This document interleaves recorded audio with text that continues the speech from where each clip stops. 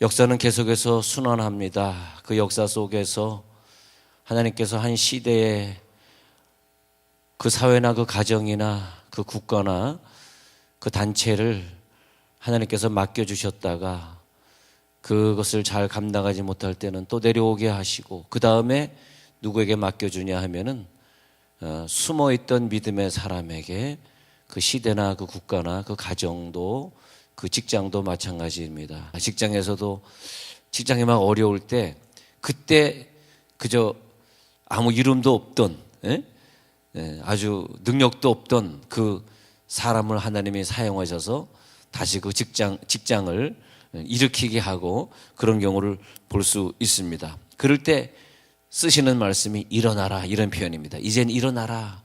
그러니까 우리가 그 시대를 감당하지 않을 때에도, 나는 무명의 사람이라 그렇게 생각이 들 때에도 준비하며 기도하고 예배하고 있는 자가 굉장히 지혜로운 자입니다. 언젠가 하나님이 나를 들어서 그 일을 할 것을 알고 있기 때문에, 그리고요 또 그 시대를 살아가면서 내가 이 시대에 하나님이 나에게 은혜를 줄 때 어떤 은혜를 줄 것인가, 그것을 파악하고 살아야 됩니다. 이 시대에 하나님이 나에게 어떤 기도를 시키는 것인가. 여호수아는 모세의 몸종이었지 무슨 모세의 후계자가 되리라고는 생각도 안 했습니다. 그런데 하나님이 모세를 통해서 여호와를 지명합니다. 또 엘리사가 지명될지도 몰랐습니다. 근데 엘리야를 통해서 엘리사를 지명합니다. 그때 그 사람들에게 동일하게 네가 이 땅을 정복하라. 그래서 여호수아는 나는 정말 어려서 이것을 할 줄 모릅니다. 나는 아이입니다. 그랬을 때 담대하라. 네가 이 땅을 정복하게 될 것이다. 그 대신에 너는 말씀을 주야로 묵상하라. 너는 좌로나 우로나 치우치지 말라. 내가 너와 함께 하리라. 내가 너를 평탄케 하리라. 형통케 하리라. 막 그런 말씀을 들으면 우리에게 힘이 나지 않습니까? 할렐루야. 나한테 그것을 할 수 있게 하신다니. 모세는 80세였어요. 80세. 그러니까 여기 아직 80이 안 되신 분들은 좀 더 기다리셔야 돼요. 이제 80이 돼가지고 헐렁헐렁거릴 때, 아이고 목사님 내가 말이 안 나와요. 그럴 때 이제 너의 입이 둔하지 아니하리라. 이제 네가 주의 일을 하리라. 할렐루야. 갈렙도 85세가 됐는데 내가 이 산을 정복할 수 있습니다. 이 산지를 내게 주소서. 하나님이 우리를 일으켜 세울 때가 있습니다. 그걸 잘 기억하고 있어야 됩니다. 내가 이 시대인가 아닌가. 저는 미국에서 10년 목회하면서 정말 그런 생각했어요. 내가 왜 한국 사람이 미국에 와서 미국 시민권자를 따고 여기서 내가 살고 있을까. 그런 생각을 깊이 했어요. 근데 이 이사야 60장이 지금 보니까 생각이 나네요. 그 홀트 양자열을 하시던, 이미 다 그 부부가 돌아가셨지만 미세스 홀트 씨가, 미스터 홀트 씨가 1950년대 한국을 방문했는데 막 갑자기 전쟁이 일어나고 그럴 때 시청 앞에 어떤 호텔이 있었대요. 그분이 실제적으로 하는 말씀입니다. 근데 거기서 자기가 숨어 있었답니다. 근데 침대 밑에 숨어 있었는데, 침대 밑에 들어가서 하여튼 그 어디 구석에 숨어 있었는데 얼마나 무서웠는지 막 폭탄 소리가 나는데, 야, 내가 이 시대에 이 가난한 나라에 내가 왜 와 있는 거야 하고 너무너무 힘들었답니다.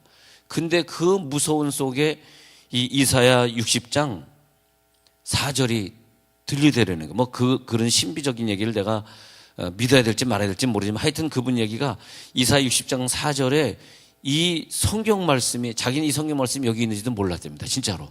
그래가지고 내 눈을 들어 사방을 보라. 무리가 다 모여 내게로 오느니라. 내 아들들은 먼 곳에서 오겠고 내 딸들은 안기어 올 것이라. 그러면서 이분이 이 전쟁 고아들을 내가 맡으라는 얘기가 해가지고 한 명, 두 명 자기 집에다가 입양을 하기 시작했답니다. 입양을. 10여 명 입양을 하기 시작해가지고 그것이 이제 숫자가 늘어나게 된 것이죠. 그래서 홀트 양자열을 만들게 되고 그렇게 된 것이죠. 그러다가 이제 1992년도에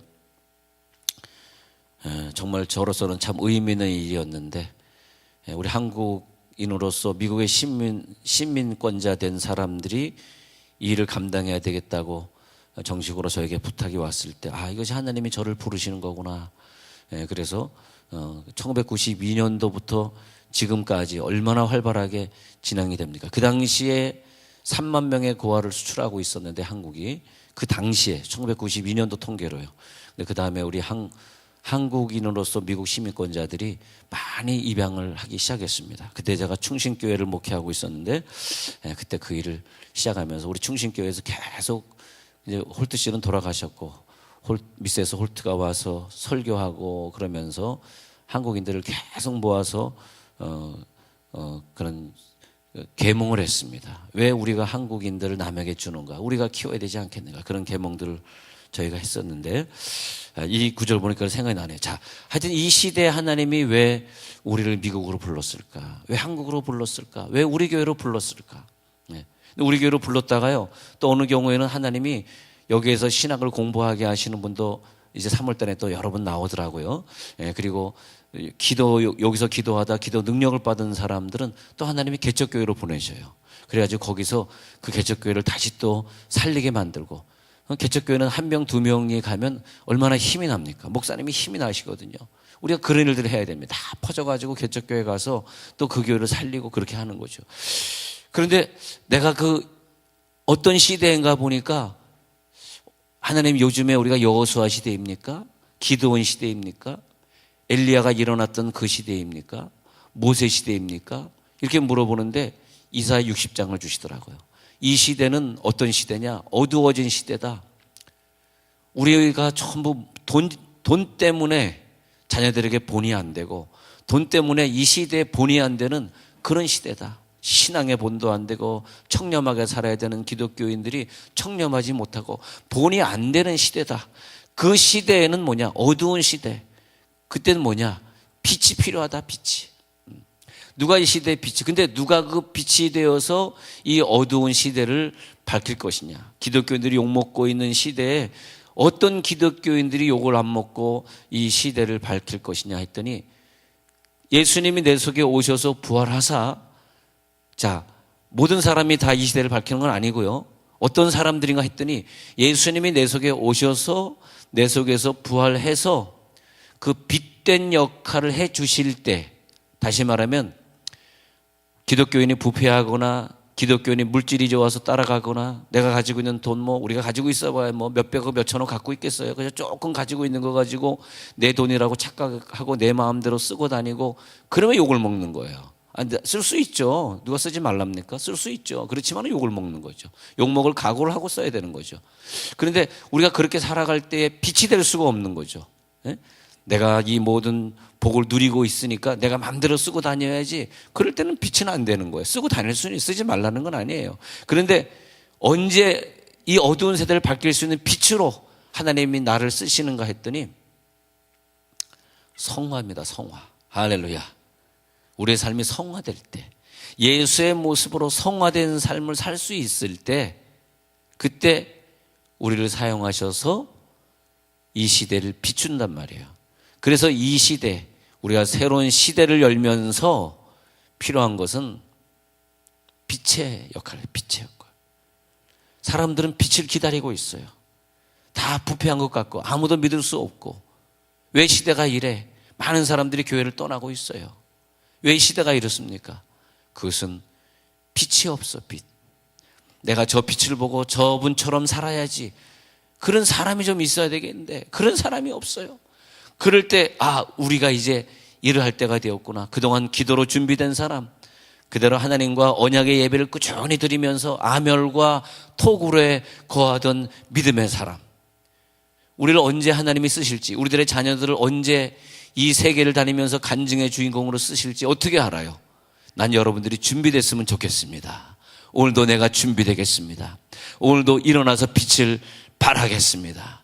그럴 때 일어나라, 빛을 발하라. 할렐루야. 빛을 발하는 사람들이 돼야 돼요. 만약에 이 부패가 만연해 있는 이 시대에서 내가 빛을 발하지 못한다면 하나님이 보실 때는 나도 부패했다고 생각하는 거예요. 내가 부패한 게 뭐 있어요? 내가 뇌물을 먹은 것입니까? 내가 나쁜 짓 한 게 뭐 있어요? 그렇게 반론하실 수 있을지 모르지만은, 이런 시대에는 하나님이 우리를 쓰셔야지 내가 빛인 거예요. 그 빛을 보고 사람들이 모여 들어야 된다는 거죠. 제가요 세종 온누리교회 다니는 집사입니다. 그럴 때 나는 직장에서 당신을 보니까 나도 예수 믿어야 되겠어. 우리 직장에 있는 사람들이 다 그냥 어떻게 인간적인 방법으로 살려고 애를 쓰는데 당신은 정말 끝까지 정직하려고 하고 끝까지 불법으로 계약서 안 쓰려고 그러고 끝까지 하나님의 뜻을 따라서 열심히 주일날 되면 교회 가려고 하고 예배 드리는 거 보니까 당신은 우리 직장에서 없어서는 안 될 빛이요, 빛. 근데 어느 교회 다녀? 세종온누리 교회 다녀. 이렇게 얘기를 해야죠. 할렐루야. 그러면 그 사람은 직장에서 빛의 역할을 하는 사람이에요. 제가 어느 직장으로 전화해가지고 예 안녕하세요. 예, 어디든 회사입니다. 그래서 제가 무슨 집사님 좀 바꿔주세요. 예를 들어서 오 집사님 좀 바꿔주세요. 그랬더니 오 집사요? 오 씨는 있긴 있는데 오 집사라는 사람은 없는데요. 그러더라고요. 그래서 아이고 오 집사라고 있는데 오 집사 없는데 하면서 에이 오 누구 당신 교회 다녀? 그러더라고요. 들리는 소리가 아이고 내가 괜히 잘못했구나. 당신 교회 다녀? 그러더라고요. 예. 이러면 전화 받아봐. 그러더라고요. 주여 왜 오 집사는 교회에서 그렇게 집사라고 얘기를 안 했을까? 주여, 예? 그러더라고요. 자, 근데 참으로 어두운 세상이라고 느낄 때 기도의 사람은 누구를 비판하거나 욕하는 사람이 아닙니다. 절대 아닙니다. 자기가 회개하고 내가 빛이 안 됐기 때문에 내가 저들에게 빛을 발했으면 이 세상이 이렇게 어둡지 않을 텐데 왜 내가 빛의 역할을 감당하지 못했는가? 기도의 자리로 돌아오고 첫사랑의 자리로 돌아오고 예배의 자리로 돌아오는 사람들입니다. 그럴 때 내 빛이 이르렀고 이 말은 뭐냐면 이 성령의 역사가 우리 속에서 활동하기 시작한다는 뜻이 이젠 내 빛이 이르렀어 이 말이 뭐냐면 예수님이 네 속에서 가만 계시지 않고 빛을 발하기 시작해 그런 말입니다. 빛을 발하기 시작해가지고 여호와의 영광이 이제는 드러나기 시작한다는 거예요. 그때 우리는 일어나서 빛을 발하는 거예요. 여러분 이 시대에 하나님이 무엇을 통해 부르실까요? 무엇을 하게 하실까요? 왜 나를 여기로 불렀을까요? 왜 나를 그 시대 그 장소로 불렀을까요? 예. 이번 주에도 어떤 교인이 목사님 어느 지역으로 제가 이제 발령받았습니다. 그래서 내가 당장은 섭섭하지만 깊이 생각해 봤어요. 왜 하나님이 저분을 저쪽으로 발령했을까 생각해 보니까 우리 교회 그 남자분이요 모든 예배를 안 빠지고 나오시는 분이에요. 늘 기도의 현장에 있는 분이에요. 기도의 현장에. 그렇구나. 가장 기도 많이 하시는 분은 먼저 하나님이 그 지방으로 데려가신 그 지방은 복음이 별로 전파되지 않고 또 교회들마다 성장하지 않는다고 힘들어하는 목사님들이 많이 있는 그런 지역으로 집사님을 보내셔서 그 지역에서 빛을 발하게 하시고 그러니까 그 지역에 가 있어도 늘 교제하면서 서로 중보기도 하면서 그 지역의 교회들을 부흥시키고 그 지역에 또 어떤 개척교회 그분이 가더라도 그 교회를 부흥시키고 하는 역할을 감당해야 되는 거죠. 왜? 우리의 가는 길은 사명의 길이라는 거예요. 가서 빛을 발하라는 거예요. 자, 그러면요. 자, 여호와의 영광이 내 위에 임하였어요. 그래서 여호와의 영광이 우리 가운데 임하잖아요. 그러면서 그 영광으로 말미암아 하나님이 영광이 임하였다는 것은 뭐냐? 내가 빛을 발할 때 드디어 하나님이 나를 통해서 영광을 받으시는 줄을 믿습니다. 오직 그 길을 향해 가세요, 여러분. 내가 지금 나를 통해서 하나님의 영광을 나타내고 있는가? 내 빛은 지금 환하게 비춰지고 있는가? 특히 어떤 시대를 살다가 왜 이 시대가 어둡지? 왜 깜깜하지? 왜 기독교인들이 욕을 먹지? 그럴 때 더 그런 생각을 하시라는 거예요. 일어나라는 건 뭐예요? 잠자고 있었다는 뜻이죠. 앉아 있었다는 뜻이죠. 내가 도태되어 있었다는 뜻이죠. 내가 늘어져 있다는 뜻이죠. 그때 우리 기독교인들에게 다시 기도의 빛을 발하고 다시 중보하는 사람이 되어서 너는 나라를 위해 기도해라. 어둠이 너 앞에 깜깜하게 있지만은 그렇게 말하는 것입니다. 보세요. 보라, 지금 이 시대는 어둠이 땅을 덮은 시대다. 캄캄함이 많은 사람들을 가려버렸어요. 어디로 갈지를 몰라요. 무엇이 오르는 일인지 몰라요. 그런 사람들의 특징이 무엇입니까? 그저 남을 비판하고 욕을 하는 것뿐이 없습니다. 자기의 잘못을 모르는, 깜깜하니까 어두워졌으니까 자기가 잘못해서 이런 일이 벌어졌는지 모르는 거죠. 다 남의 탓이죠. 예. 오직 여호와께서 내 위에 그때 여호와께서 내 위에 임하실 것이며, 예수님이 부활하신 후의 표현으로 한다면 내 속에 계신 예수님이 이제 일을 하실 것이, 이제 일을 하시기를 바랍니다. 그리고 그 영광이 우리 위에 나타나게 되어 있습니다. 그러면 이게 중요한 겁니다. 자, 우리가 물질을 달라고 기도하고 우리 자녀들이 세계 리더자가 되게 해달라고 기도하는데 어떻게 그것이 이루어질 수 있느냐. 이게 기도 순서가 바뀌면 안 돼요. 지금 돈 주세요 한다고 하나님이 돈 주냐? 내가 믿음이 없는데 돈을 가지면 타락하기 때문에 안 주시고요. 여기 보니까 자연스럽게 나와 있습니다. 내가 이 시대에 무엇을 할까요? 빛을 발할 때, 그때 이제 3절에 나라들이, 어떤 그룹들이, 어떤 직장들이 너의 빛으로, 너의 빛 때문에, 또 왕들이 너 속에서 바라는 그 빛 때문에, 너의 광명으로, 너의 광명 때문에 너에게로 나아오리라. 자, 이 정도 돼야 되는, 너의 광명을 보고 그 나라들이 살아나요. 그 왕들이 빛을 보고 와요. 자, 4절에 보십시오. 그랬을 때, 우리가 일어나서 빛을 발할 때 드디어 내 눈을 들어 사방을 보라. 사방을 확인하게 되어 있습니다. 여러분, 오늘 기도하다가 환상 중에 홀트 씨가 그 사변 때 우리나라에 와서 환상을 보고 있는데 많은 전쟁 고아들이, 근데 한국 애들이더래요. 그게 뭐 유럽에도 아니고 아프리카에도 아니고 한국의 전쟁 고아들이 울면서 자기에게로 달려오더라는 거예요. 그래서 이사야 60장 4절을 보고 4절을 펼쳐보고 진짜 그 구절에 있는 줄 알고 이분이 깜짝 놀랐답니다. 그런데 그 아이들이 자기 품으로 달려오는데, 아, 이것이 내 사명이구나 해가지고 1명 2명 입양을 하다가 수만 명의 입양을 하게 되었습니다. 예.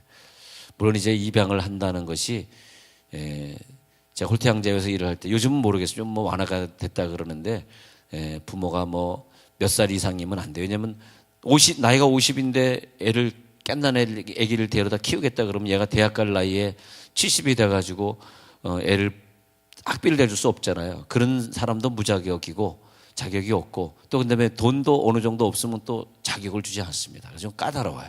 그래서 30대여야 되고 30대 이전이어야 되고 경제적 능력이 있어야 돼요. 그래서 미국에서는 그 정도 능력이 있는 사람들 가서 기부금을 한 10,000불씩 받았습니다. 지금도 한 돈 1,000만 원씩 받았습니다. 요즘은 좀 완화됐다 그러는데, 그러면서 입양을 했는데 많은 분들이 입양을 했어요. 그래서 사실 저도 제일 앞장선 리더였기 때문에 이것을 모범을 보이려고 입양을 하려다가, 사실 입양을 하면 결국 장모님 고생시키는 거 아닙니까? 주여. 네, 그래서 장모님 생각을 못했습니다만, 언젠간 하지 않을까, 그런 생각을 하고 있습니다.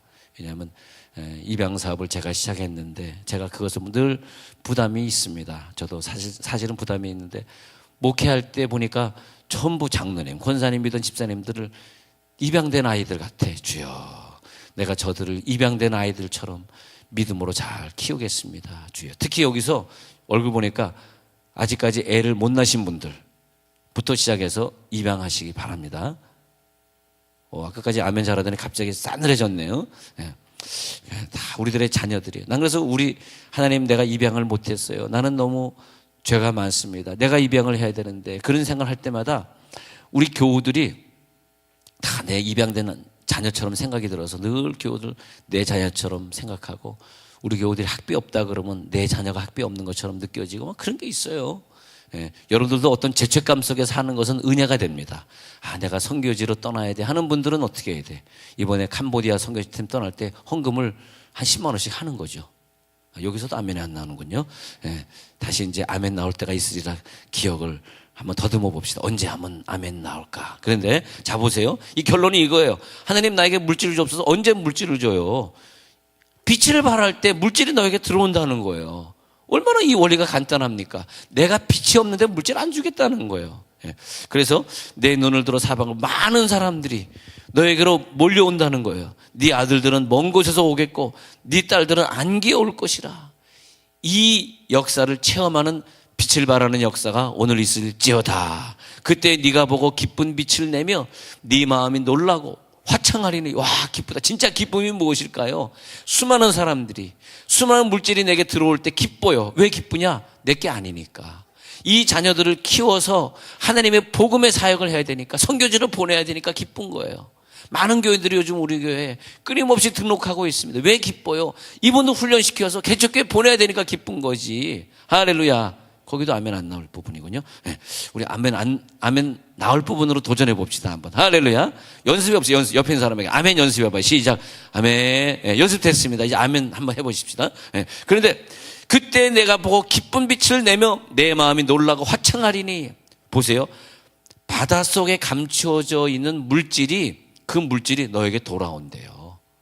아니 이거 진짜입니다. 그 물질이 어떻게 바닷속에 감춰있는, 어떻게 부가 바닷속에 감춰있어. 그것이 너에게로 돌아와. 여러분 물질의 축복받고 싶으세요? 그러면 빛을 발하시면 돼. 그러면 그 빛을 발하게 하기 위해서 하나님이 물질을 주시고 사람을 몰려들게 하시고 그 기업이 잘 되게 하시고. 보세요. 이방 나라들의 재물이 들어온대. 이방 나라의 재물이 무엇입니까?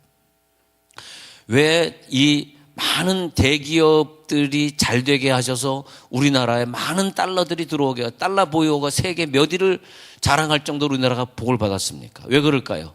예. 큰 기업들이 부패하라고요? 아니죠. 그 물질을 가지고 동남아를 비롯한 전 세계에 선교하라고 많은 물질들을 우리나라에 주고 계십니다. 얼마나 감사합니까? 그 물질들이 다 이방 나라에서 몰려들어온 물질들이에요. 우리는 그 물질을 가지고 선교해야 됩니다. 선교의 사명을 받을지어다. 선교적인 역사를 이뤄야 됩니다. 그랬을 때에 하나님이 끊임없이 물질을 주시는 거죠.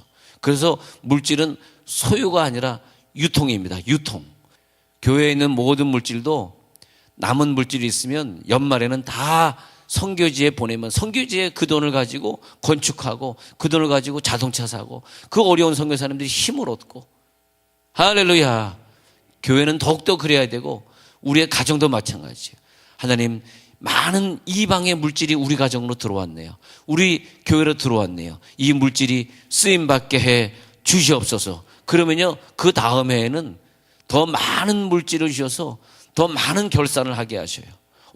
작년보다 올해 결산이 2배로 늘어났네, 3배로 늘어났네. 하나님이 우리 교회를 사용하시는구나. 이 어려운 선교 지역을 위해서 우리 교회의 물질을 사용하시는구나. 여러분, 결론입니다. 우리 속에 예수가 잠자지 마시고 일어나라. 누가 일어나? 여러분 속에 예수가 일어나라. 여러분 속에 예수가 빛을 발하라. 여러분 속에 예수가 하나님의 역할을 하라. 그 능력이 여러분 가운데 임하시길 간절히 축원합니다.